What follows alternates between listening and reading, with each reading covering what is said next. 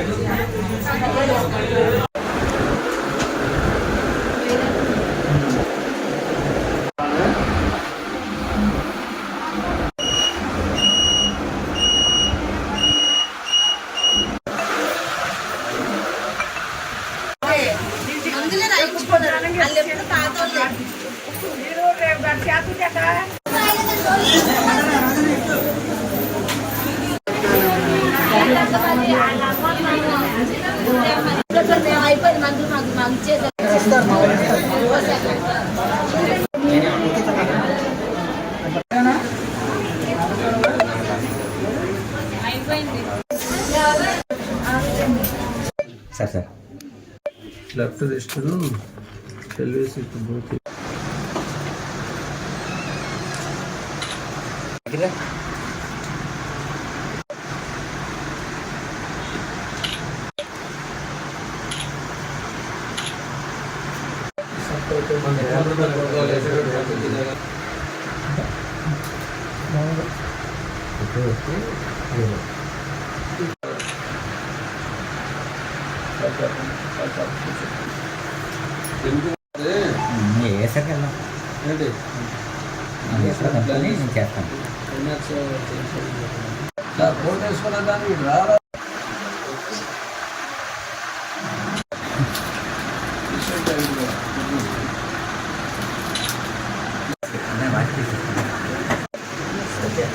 నమస్కారం అండి.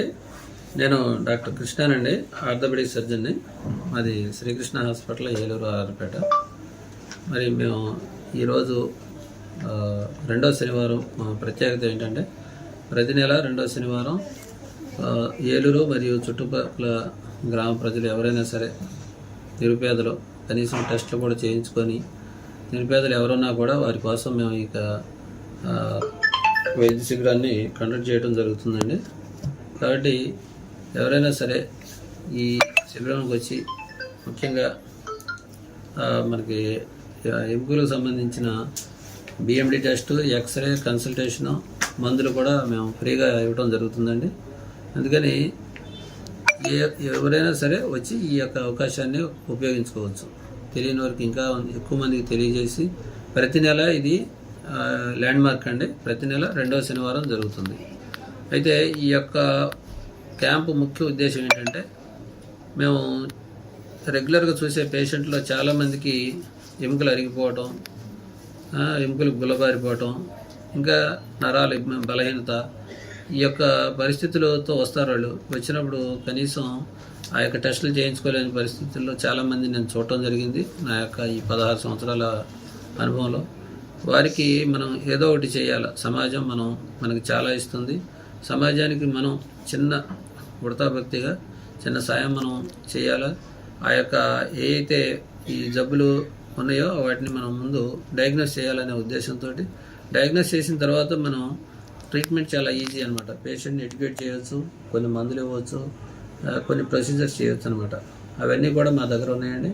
మా దగ్గర ఫుల్ ఫ్లెడ్జ్డ్ డాక్టర్స్ టీమ్ ఉంది.